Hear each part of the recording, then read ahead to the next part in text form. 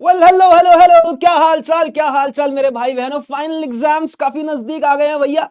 भैया डर लग रहा है। अरे डरने की क्या बात है जब पीडब्ल्यू तुम्हारे साथ है मेरे भाई बहनों। और आज हम लोग आपका एक बढ़िया चैप्टर जिसका नाम है a journey to the magical mountains. जादुई माउंटेन्स है। कोई ऐसा माउंटेन जहां बहुत ज्यादा जादू वादू कुछ तो होता है भैया। क्या होता है भैया समझा दो।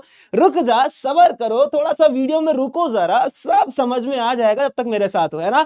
तो करना क्या है भाई, सब शांति से एक रूम में बैठना है और बढ़िया करके अपने अगले कुछ मिनट तुम लोगों ने इस वीडियो को देना है। और मैं आपको ये विश्वास दिलाता हूं कि इस वीडियो को देखने के बाद कोई भी डाउट, कोई भी दिक्कत परेशानी आपके पास रहने ही नहीं वाली भाई, है ना। हाँ जी, चलिए शुरू करें, चलो कर ही लेते हैं।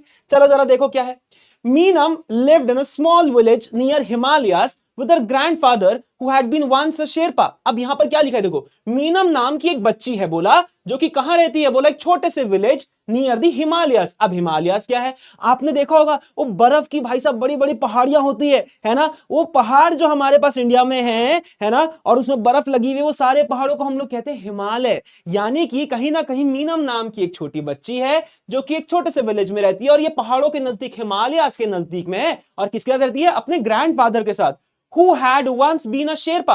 अब ये शेरपा भी रहे थे, अब शेरपा आदमी कौन होता है। शेरपा, नेपाल में हम कहते हैं ये वर्ड शेरपा, ये वो इंसान होता है जो आपको ना रास्ता दिखाता है, जो आपको गाइड करता है। आप मान के चलो कि माउंट एवरेस्ट आप सबने सुना होगा भाई साहब। माउंट एवरेस्ट में चढ़ना है किसी को, और कोई इंसान आया मान लो अमेरिका से। अब अमेरिका से कोई गया तो डायरेक्टली थोड़ी चढ़ जाएगा, उसको थोड़ी पता है कि पहाड़ पे कहां पर क्या दिक्कत परेशानी है, कहां पर क्रैक्स है, कहां पर गड्ढा है ना। तो वहां पर उनको गाइड करने के लिए, रास्ते में हेल्प करने के लिए कौन आता है, उन लोगों को हम लोग कहते हैं शेरपा। तो शेरपा नेपाली लोग होते हैं जो आपको रास्ते में गाइड करते हैं कि यहाँ पर ऐसा है, यहाँ रेस्ट करेंगे, यहाँ पर ये है, यहाँ पर ये है ना, यहाँ पर आप देखोगे तो ये वाली पहाड़ी आपको गाइड करता रहेगा पूरे रास्ते के लिए भी, है ना। चलो भाई साहब, तो इसके दादू बोला पहले किसी समय में एक टाइम पे शेरपा भी थे।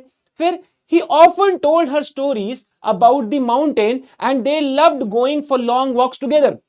तो दादा क्योंकि शेरपा रहा है, पहाड़ों में काफी घूमा है, तो अपनी अपनी पोती को, मीनम को काफी ज्यादा कहानियां बताया करते थे पहाड़ों के बारे में। और बोला वो कई बार बोला उनको पसंद भी ये था कि वो लंबी लंबी वॉक्स पे जाएं एक साथ, है ना। वॉक करने के लिए यहां पर निकल जाए। जैसे ये देखो दादाजी और ये मीनम निकली है ना। आगे देखते हैं। One sunny morning her grandfather said Meenam you are strong now. तो एक दिन क्या होता है, एक दिन एक सुबह हो रखी होती है ना, एक सनी मॉर्निंग हो रखा होता है, और दादाजी मीनम को कहते हैं कि मीनम यार अब तो तुम बहुत स्ट्रांग हो गई हो, है ना। हाँ, today I will take you on a special today I will take you on a special journey to the mountains. तो बोलते हैं कि भाई अब तुम स्ट्रांग हो गई हो ना, तो अब मैं तुम्हें एक बढ़िया सी एक एक रास्ते में आपको एक जगह पे आपको स्पेशल जर्नी पे ले जाता हूं आपको अपने साथ, है ना। कहां पर, टू दी माउंटेन्स, पहाड़ों में एक बढ़िया स्पेशल जर्नी मैं करवाता हूं मीनम तुम्हें, दादाजी कहते हैं। फिर क्या हुआ भैया, मीनम वॉज एक्साइटेड। अब मीनम बड़ी एक्साइटेड होगी। मीनम ने बोला हे भाई साहब अब तो मैं पहाड़ों में घूमने जाऊंगी, है ना। फिर she packed some rotis with achar. तो क्या करती है मीनम, फटाफट से बोल रही है भाई रास्ते में जाऊंगी, भूख भूख लगेगी।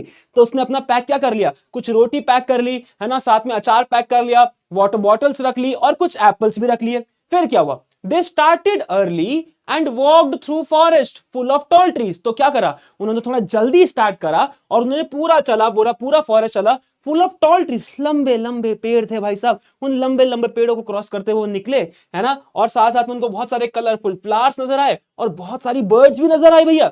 फिर क्या हुआ, the air was cool and fresh. जो हवा थी बोलो बहुत ही ठंडी थी, एयर बड़ी ही कूल थी, बड़ी ही फ्रेश थी, मेकिंग मीनम फील हैप्पी। और इसकी वजह से हो क्या रहा था कि भाई साहब मीनम बड़ी खुश हो रही है कि भाई साहब ठंडी ठंडी हवा चल रही है, बड़ा ही फ्रेश एनवायरमेंट है ना। फिर क्या हुआ, Soon they reached a clear river and stopped to eat lunch। अब जब वो चल रहे थे रास्ते में तो उनको ना थोड़ी देर में एक नदी नजर आती है, और वो जो नदी है बोला वो बहुत क्लियर थी, यानी कि बहुत साफ पानी था उस नदी का, तो एकदम साफ पानी था। तो वहां पर रुक गए कि भाई नदी के बगल में बैठ के बढ़िया खाना वाना भोजन अपना कर लेंगे, है ना। फिर क्या हुआ, Meenam dipped her feet in the water and laughed with Joy. तो मीनम ने क्या करा, अपना पैर पुटुक करके डाल दिया पानी के अंदर, ठीक है, पानी के अंदर डाल दिए, और भाई एकदम बढ़िया क्या कर रहे हैं भाई, वो उसके अपने पैर में डालने के बाद हंस रहे हैं, पूरा मजा आ रहा है कि ओए अब तो मजा आ गई, ठंडा ठंडा पानी, पैर वैर डुबा दिए पानी में, है ना।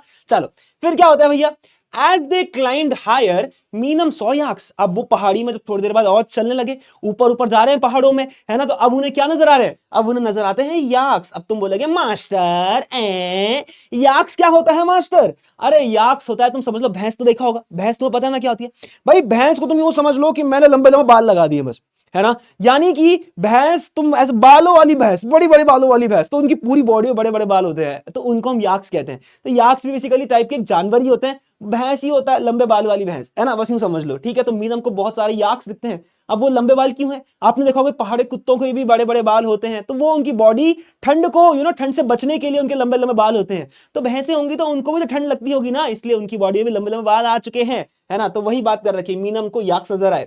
हर grandfather explained that yaks help mountain people by giving milk। तो दादा क्या एक्सप्लेन करते हैं? दादा मीनम को बता रहे हैं कि मीनम, ये जो याक्स है ना, ये भाई साहब लोगों की बड़ी हेल्प करते हैं। किस में हेल्प करते हैं? मिल्क देने में हेल्प करते हैं, वूल देने में। वूल समझ रहे हो? वूल, वो जो उनकी बाल हैं, वो बालों की कटाई करने के बाद वो क्या करते हैं, उनसे कपड़ा वपड़ा बनता है, तो वूल भी देते हैं वो, है ना। और बोला, ये बोला लोड भी कैरी करते हैं, वजन जो है वो भी अपनी पीठ में ढोते हैं। यानी कि अगर आपको सामान एक जगह से दूसरी जगह पहुंचाना है, तब भी बोला याक्स का यूज करते हैं उनकी पीठ में सामान रख के, है ना। फिर क्या हुआ भैया?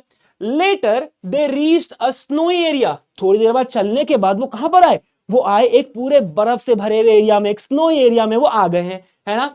Meenam had never seen snow before. अब मीनम ने आज से पहले कभी स्नो देखी नहीं। मीनम बड़ी खुश, मतलब हाँ बर्फ आ गई है भाई। She and her grand father played and made a small snowman. थोड़ी देर बाद क्या होता है?